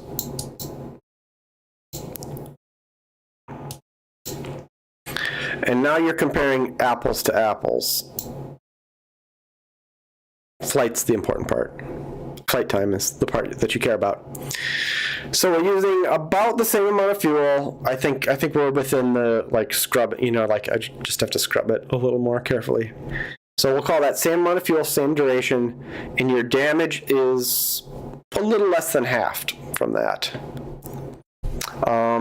Most of that damage is coming from FTL flights, not the departure. Okay. So So yeah, so I think that's what. So the true value of the HYR comes in two places. One is it cuts your damage about in half, and I think that's consistent with other findings. Like this is one test, but we have big charts. And then you can also juice it a little more to. Hey, let's come on refresh for me. All right, not reloading yet, but okay, there we go. And then it cuts the time exactly in half, uses a lot more fuel in that case, but that's not really, yeah. So it enables you to use more fuel, but it is also more efficient with the fuel that's used in terms of damage. The price difference between a QCR and an HYR is going to be on this sheet. QCRs we price at QCR. Where's my engine parts? Somewhere. Here we go.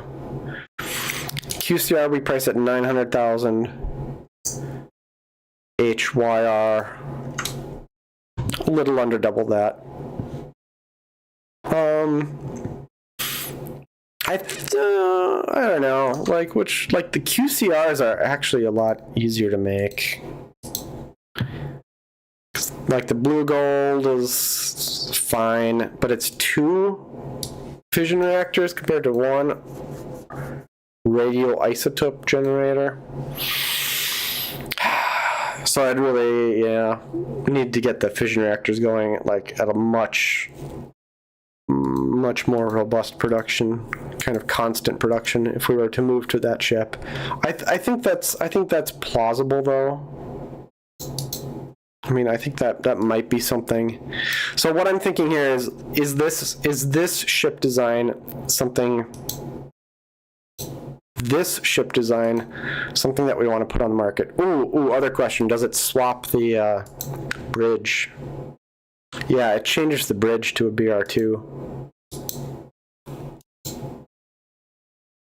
But the effect of reducing the damage is kind of like it's multiplicative with the shields. So I feel like when you start doing shields, you want to do all of the shield stuff. Yeah, the difference between the BR1 and BR2. And I think we don't actually, like, the price difference is actually really small in our sheet. 800,000 versus 950,000,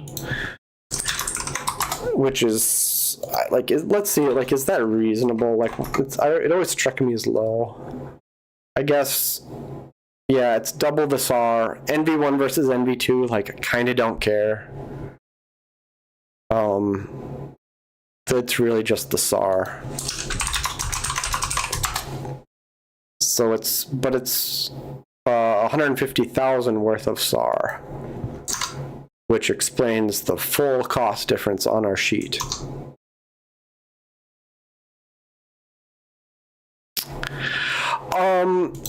For the high-powered reactor, the HPR, that's easy to make. I mean, it's half as many fur, and steel is just like, you always, like, steel is easier than the blue gold quite a bit. Oh man, we should take a look at that. Okay, so let's put one of these on, do a blueprint, and we were comparing that to the HYR. Oh, we had okay. Got to make sure I get the right blueprints listed. So this one here, blueprint test here. Compare the blueprints: FSE, medium, STL tank, large fuel tank, otherwise the same.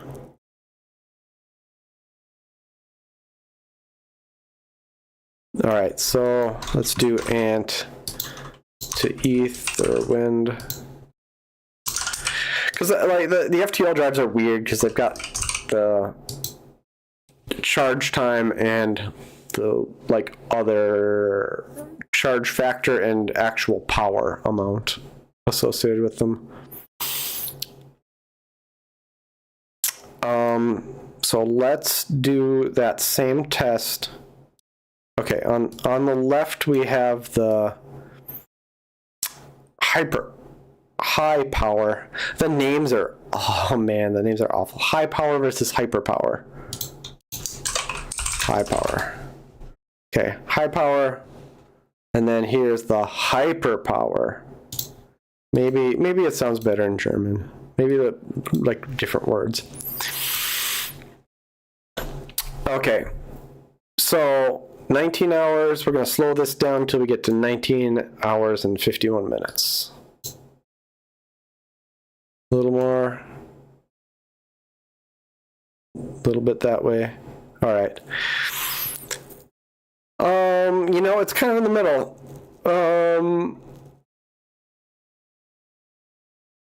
That's kind of a balanced option, right? Because instead of cutting it in half, it cuts it down by 25%. It's squarely in the middle of the two in terms of the amount of damage taken here. 1.24 instead of 0.06, it's 0.09. Sure. Fuel consumption is a little lower. I think they were about tied in the other one. That also is within rounding. Probably within the rounding expectations. I mean, it's a lot easier to make, so that might be the one to sell. Yeah. And let's see, does that require the BR2? It does.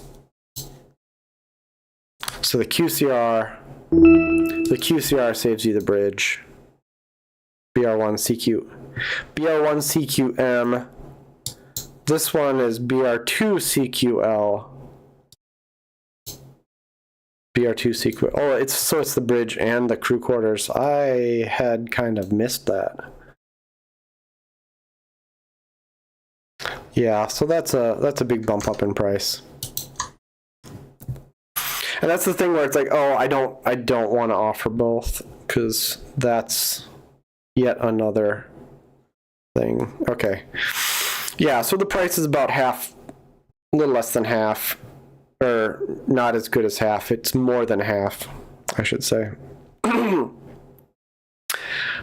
if you need to upgrade, the crew quarters are actually priced quite a bit higher on our sheet. And that's consistent with other sellers. Yeah, everybody's running about double for a CQ. So that suggests to me that that pushes me towards saying, like, I think consumers are pretty price sensitive on ships, actually, because there's like 5-ish shipbuilders. They are shopping on price, and we do see the cheaper stuff move faster.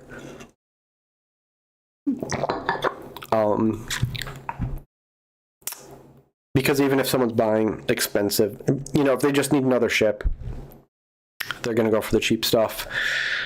If they've got money, they'll get expensive stuff, but they're probably not going to put all of their ships to expensive stuff unless, like Low Strife does, because he does. For him, the math works out that he would rather have the cheaper flight. Because these fully advanced ships, the price per flight is lower than a 2K, even with the repair costs. And they fly for so long before you repair them. Like, it's, that's a nice bonus, but you do actually, once you get all the shields in, especially around Antares, where I think it's the micrometeorites that are kind of the thing that makes a big difference. So my inclination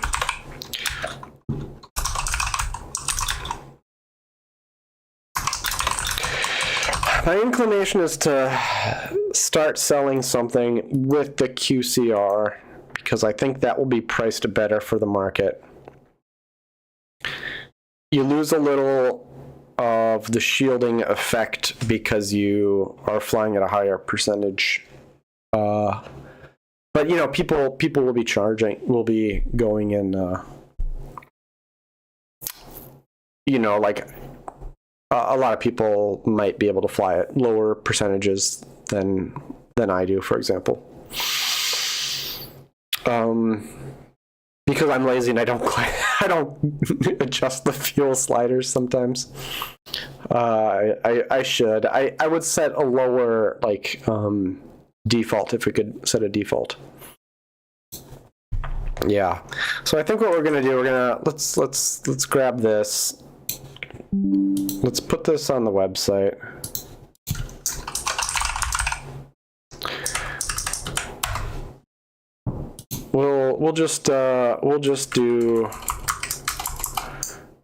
We'll do paste.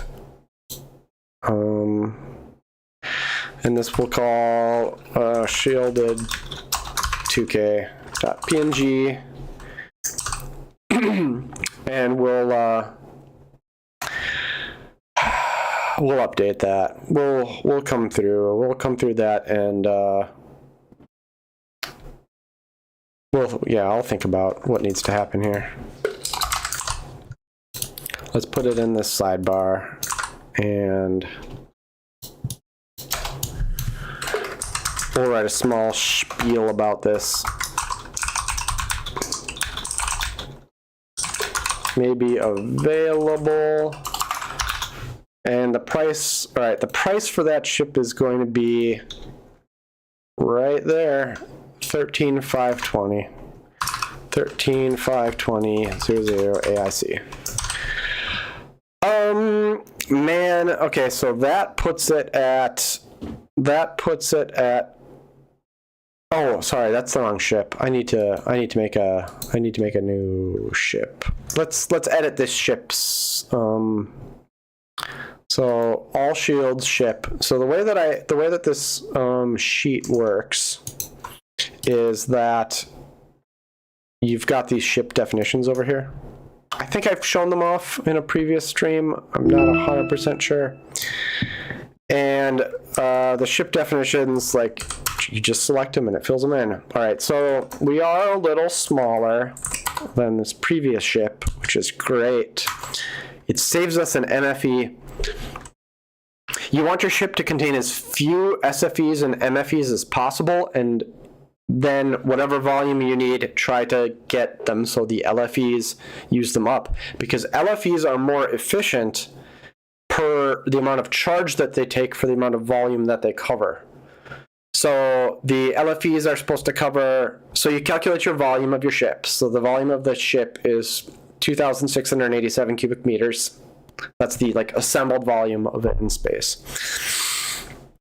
And the LFEs are supposed to cover 1,000, and then the MFEs cover 500 to 300, and the SFEs cover 100.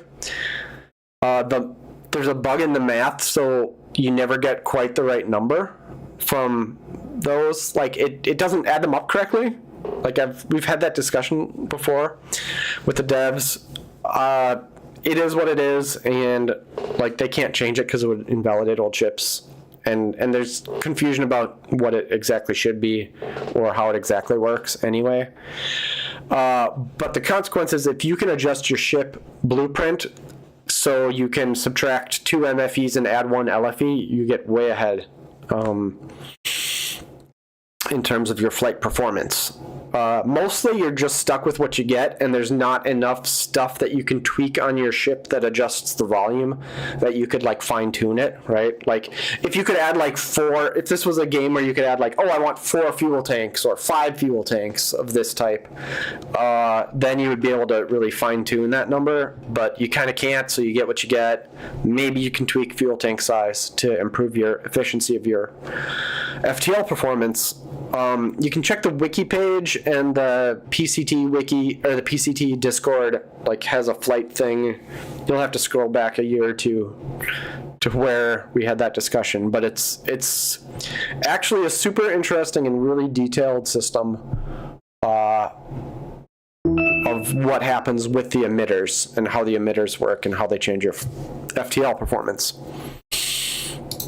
So anyway, this ends up being a little bit better than the previous ship that was entered in there, because it saves us 1 MFE and it saves us an SFE. So we get better flight performance. And compared to this, we are on a BR1, a CQM, FFC, FSE, HYR. No, we picked a QCR for this one. LCB. And instead of the LFL, and we picked the medium SE. Takes like a lot, no, SL.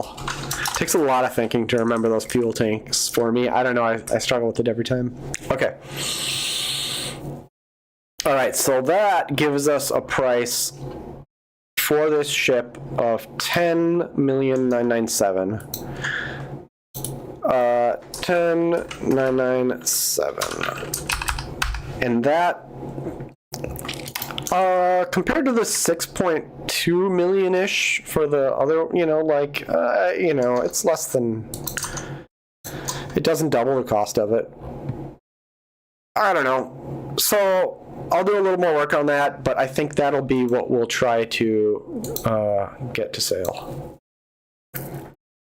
All right, we got another SST going here. We have a ship that arrived, so that's great news. And these two ships finished up. You get to watch the game crash when you name a ship. So we'll call that, this is number 3. And then that goes away. This is WCB4. And reload the component. All right, cool. Got some new ships. We'll get them flying, or like get them off this planet, at least. Everything gets sent to Hef, and nothing ever leaves the planet. That's partially why it fills up. But all right, here's some junk we can take. These were prefabs for repair, so these can leave this can leave the planet.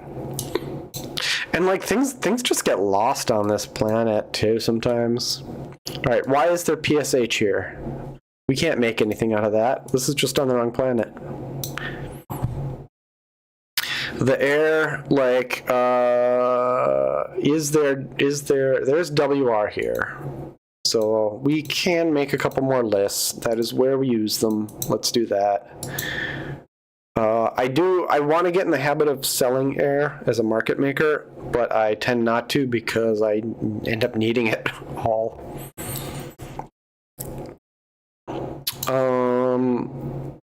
Yeah, I mean, maybe we'll make more cryogenics units. I don't know.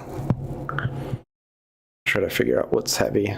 So we do have, okay, so let's add the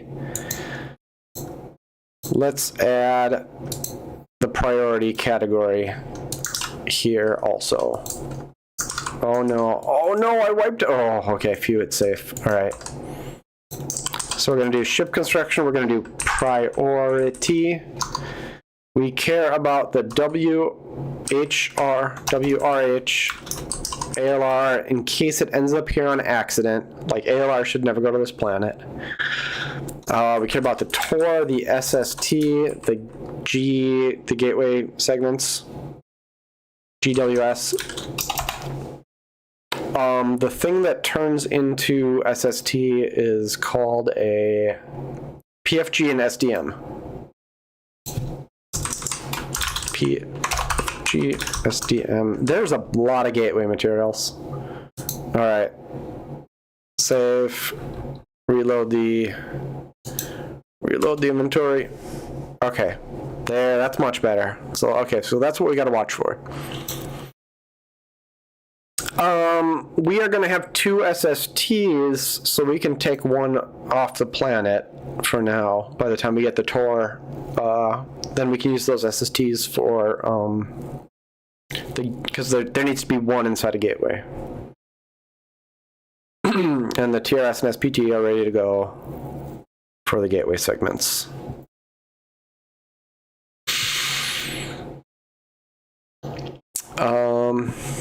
Yeah, so the quality of life for repairing ships, like that was a pretty big deal for me, because like hauling mats to a shipyard and finding time to like waylay that ship from whatever it was normally doing is kind of annoying.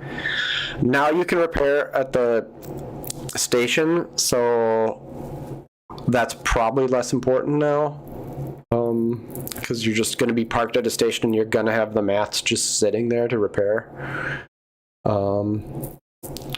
So, well, you know, like that changes the calculus, unfortunately, to make the shields a little less valuable. I hope that they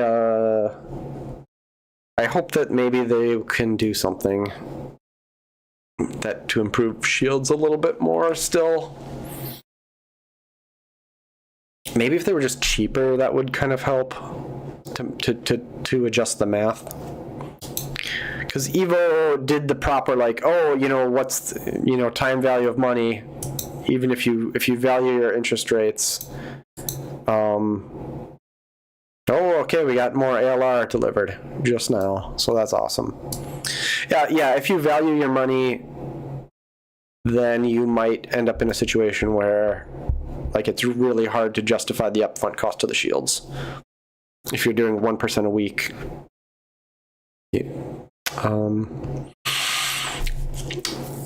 Okay, so let's send one of these ships, one of these many ships on Hef. This one's under construction, right? We can't fly that one. Make sure that's true. Click fly.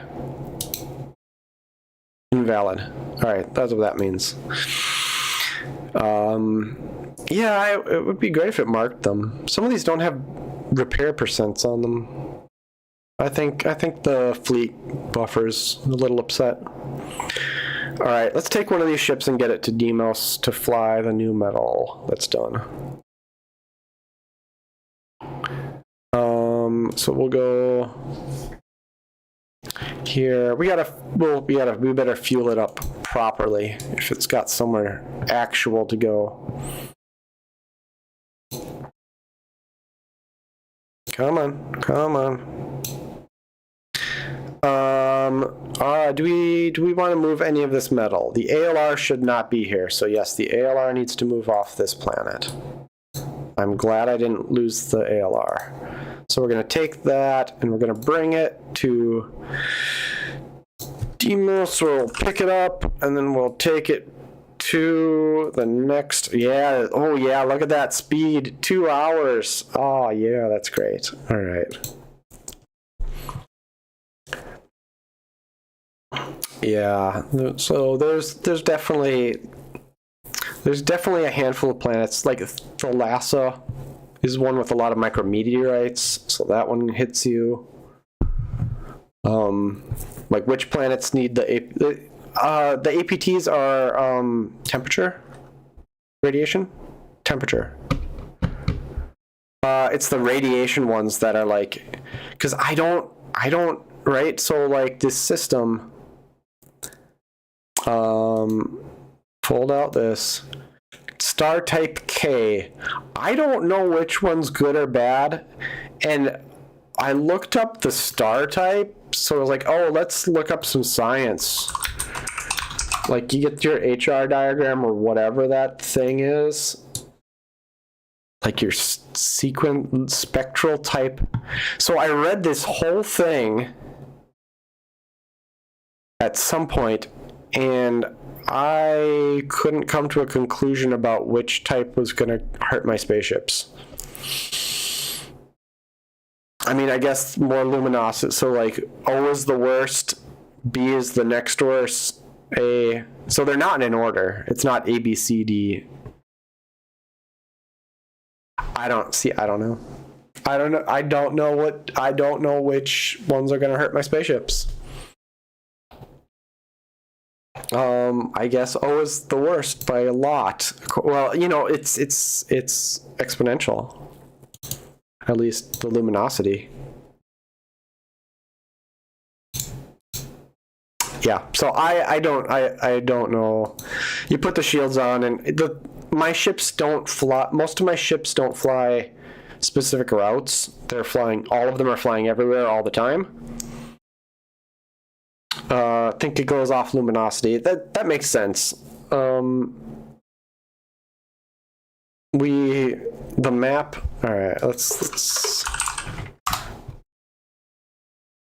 I think on my version of the map, I'm not really doing the data overlay, so I don't get the luminosity. But on Tei's map, you might. All right, let's try that here. Data overlay. What are these lines anyway? Luminosity is that number. Oh yeah, okay, it's luminosity. Relative to max 0.3. 0.30. What's the nice? That's micrometeorites. Styx is very luminous. That's where Hecaton, I have a base there. Aetherwind and New Antares is micrometeorites. I'm trying to see like where are we peaking out our luminosity and what am I flying through? Nyx is a lot of micrometeorites. These, yeah, 97th percentile.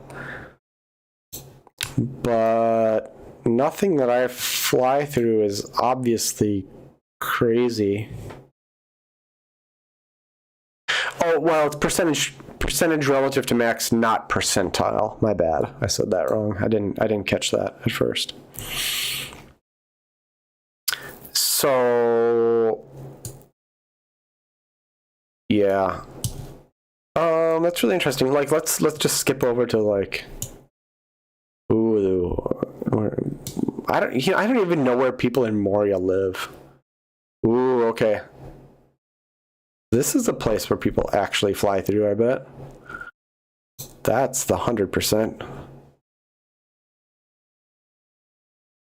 People in Moria don't name their systems, so... Oh, they're over here. Okay, here we go. Oh, these are, they're pretty low on most of these items. XG, yeah, so they can fly up towards there, that's past Midway. Yeah, nothing seems awful.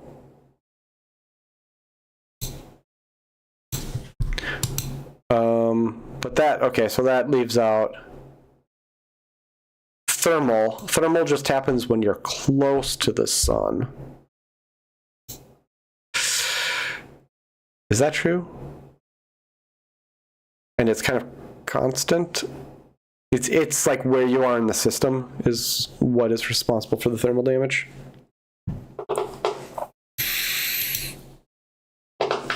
Yeah, I don't know. Micrometeorite impacts are the ones that I usually notice, and I think that's just because of the flights that I tend to do. All right, so we got some stationary ships here. We should fly this back. Clean up the ships. We have a ship on Vulcan, but we're waiting for more alloys to be done, so that'll probably be 6 hours from now. This ship is sitting with SPT on it because I was hesitant to unload it, but let's unload it. We have a lot of volume free. We did our ship upgrades, so that freed up some space. So let's unload that, and we'll just fly it right back to Romulan A to pick up another load of SPT, because it's an unending amount of shipping to manage these. Right? It makes 100 SPT, and it's 5 cubic meters each. So every 12 hours, every 9 hours, each CLF is making 500 cubic meters of SPT. And it's off right now because we're getting to the point where we don't need more. Oh, thermal plates are for landing and taking off. And the SST is for the gravity effect of that. Not STS. Guys, we got too many and not a letters. All right, so we got a ship at the gateway.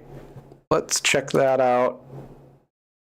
Okay, to open the store, like I pretty much go through the inventory menu because it's a little hard to find it otherwise. So we have maxed out the TRS here, and we are gonna take out. All right, how much can we? So you can go back down. You can reduce your amounts below. Hey, that time I can't add more now. Okay, so that feels like a bug, right? Like I had too many SPT in there somehow, and now I can't fill it up. Is it the unload button? It's the unload button. Okay, well that's interesting. You can overfill it if you push unload, but not by dragging. Okay. I wonder if that's worth reporting. I feel like that's worth reporting. Could I just store junk in orbit on fake gateway stores as a way to store stuff without having to? It doesn't really matter because in this case, because the Antares exchange is so close. All right, to go from the gate to the station is just a travel. 10,000 kilometers to leave the gate in 10 seconds. And then you've just got your travel segment. So this is how long it will take people to get to the gate normally. Oh, did I break it? Out of curiosity, let's see if we can look at the flight on the system map. I don't think it'll draw anything. Right, because we got this cute little gateway icon that orbits the station, or the planet now. Like, I like that. That's pretty great. We'll have a couple of those soon. And then if we look at the system, but the system MS, I don't believe it shows up there because it's a planetary asset. Doop, doop, doop. Yeah, I think it's just on the same dot there. So it doesn't really matter. I can't really decrease that right now from an hour with the current positioning of everything. So let's fly her in. Get her home.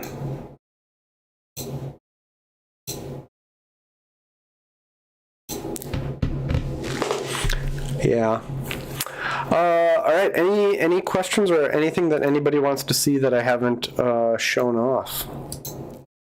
All right. We got some FSEs coming in. Ship's completed. Pick up stuff. I try to go through. Oh, here's the construct a gateway motion. 79 days left. Not too worried about it. Oh, I shouldn't fill those anymore because that base design changed. XIT notes. I think I covered everything I want to cover. So last chance for questions before we call it a stream. Fastest way to close all your buffers is to just refresh the page. Yeah, inevitably.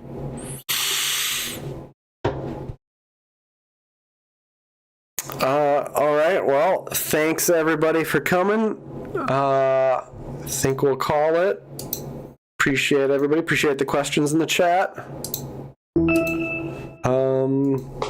We'll see you all. My plan is for next time to try to get a U.S. time zone evening, which should be good for you folks in Australia, chunk of the world, time zones. All right. Thank you all. See y'all on Discord.